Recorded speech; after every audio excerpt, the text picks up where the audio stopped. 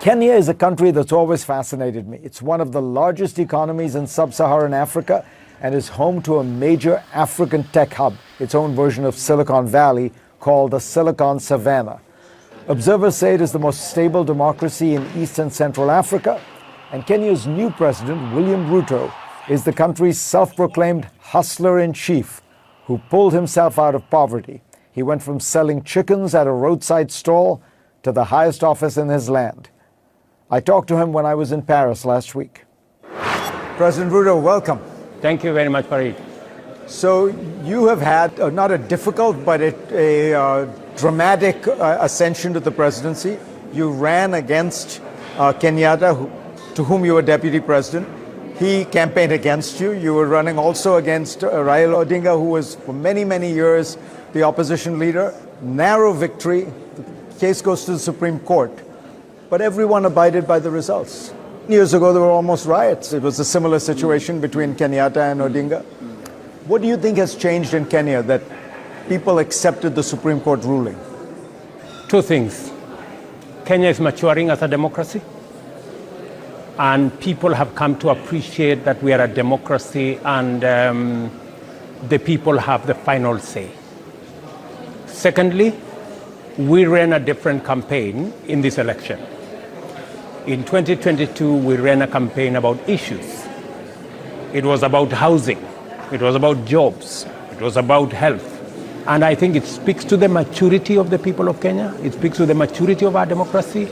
And it speaks to the fact that Kenyans want and have come of age to be able to identify an issue-based campaign and issue-based candidate.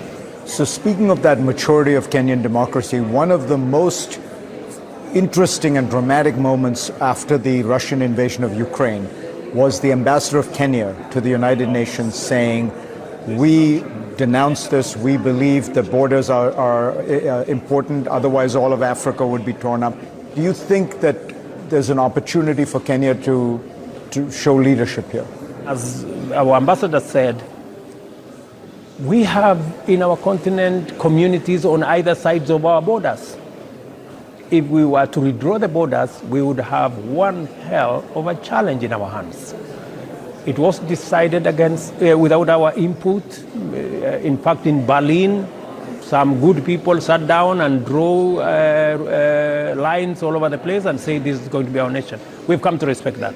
And I think as people who respect the UN Charter, and as people who believe in settling even when we have issues, we use peaceful means. But you're not, are you changing the Kenyan government's position that you condemn, or do you condemn the Russian invasion of Ukraine?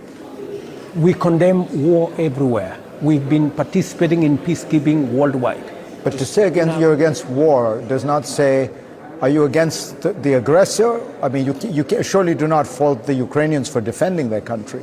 That's also war. But there is an aggressor and a victim in this conflict. You see, when a determination is made, I mean, when you in a situation of war, war is war.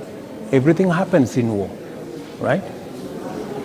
But somebody starts the war. So that is why it is necessary for us to use the instruments that we have to defend the charter that we all signed up to. You are a chicken seller who has become a president. Now, in America, we are used to rags to riches stories, but in Kenya, for a long time, it didn't seem that was possible. One family has dominated for a long time. Do you think that gives you a particular perspective on your role?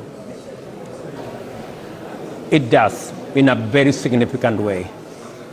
Because today, we are having a real conversation in Kenya, because I decided that we are going to change the development paradigm. We have deployed 30 billion Kenya shillings to support people who have no access to credit before, people who have no security. It has brought a new dimension into government, the realization that the bottom matters, that the people lower down can actually make a significant contribution, if not phenomenal contribution, to national development. President Ruto, pleasure to have you on. Thank you, Farid.